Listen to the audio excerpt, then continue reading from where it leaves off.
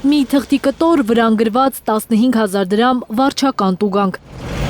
44-օրյա պատերազմի մասնակից առաջին կարգի հաշմանդամություն ստացած սպա Էրիկ Գասպարյանի մորը Լուսինե Չիլ-Գևորգյանին Երևանի քաղաքապետարանի տրանսպորտային վերահսկողության աշխատակիցները տուգանել են հանրային տրանսպորտում չվճարելու համար։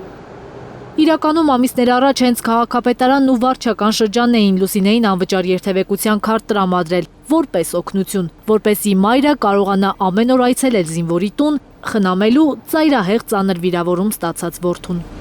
Մորը որպես առաջին կարգի հաշմանդամ զինվորի խնամակալ օգնության կարգով տրամադրում են տրանսպորտային միջոցի քարտ։ Եվ Լուսինեի ինձ հայտնած տեղեկություններով ասում այդ քարտի տրամադրումը տևել է մոտավորապես 1 ամիս, որ թաղապետարան, քաղաքապետարան, ինչ որ գործընթաց է անցել եւ այլն, տենց շատ sense բերել են, ձեզ օգնություն ենք տալիս այս քարտը, գնացեք ձեր տղայի մոտ եկեք, բան, գոնե այս մի բանով ձեզ օգտակար լինենք։ Տուգանող աշխատակիցը պատճառաբանել էր, թե քարտից կարող է օգտվել բացառապես հաշմանդամություն ունեցող զինծառայողը։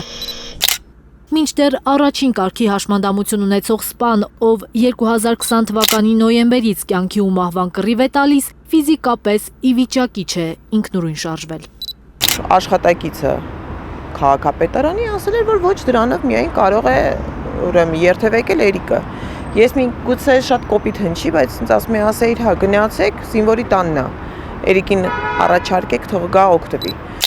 Միջադեպի մասին սոցիալական ցանցերում աղմուկից եւ հանրային լայն արձագանքից հետո քաղաքապետի կարգադրությամբ Լուսինե Չիլ-Գևորգյանի նկատմամբ կազմված վարչական իրավախախտման արձանագրությունը չեղարկվել է։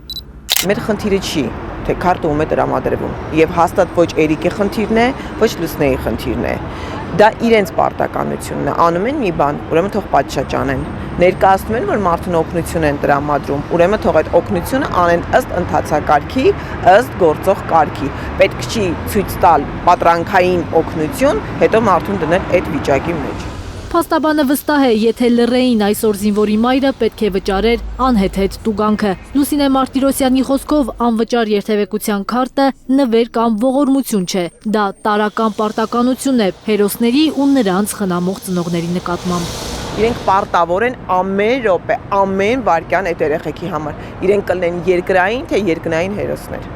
Չպետք է այդ երեխեքի ծնողները մի հատ էլ կողքից ինչ որ արհեստական, ինչ որ տեխնիկական խնդիրների պատճառով թեկուզ դիսկոմֆորտ ունենան։ Եթե զայրույթը այդ պահին ուղղակի ինքը թողներ իր մեջ եւ չլիներ իմ կողմից էլ, Հովհաննիսյան Աննայի կողմից էլ էս բարձրացումը, ես վստահ եմ, որ դա տենց ուղղակի անցնել գնալու էր։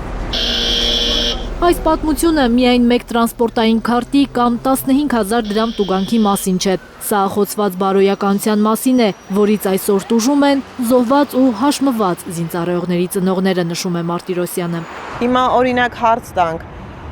Հայկի ծնողներին, ձեզ գնահատված զգում եք։ Ոնց կզգա Աննան իրեն գնահատված, երբ որ բոլորը սենց Հայկի լուսավոր կերպարը, հա, ու իմանում ենք Հայկի նկարը ջնջեցին։ Գալեան Աստղին հարց տանք,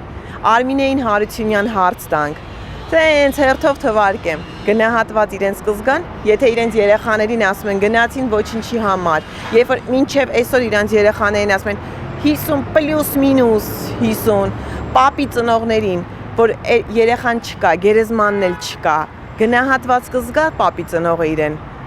Մինչև այսօր չգիտի իր երեխան զոհվածների մեջ է, ուր է իր երեխան, մասունքը ուր, անհետ կորածների մեջ է։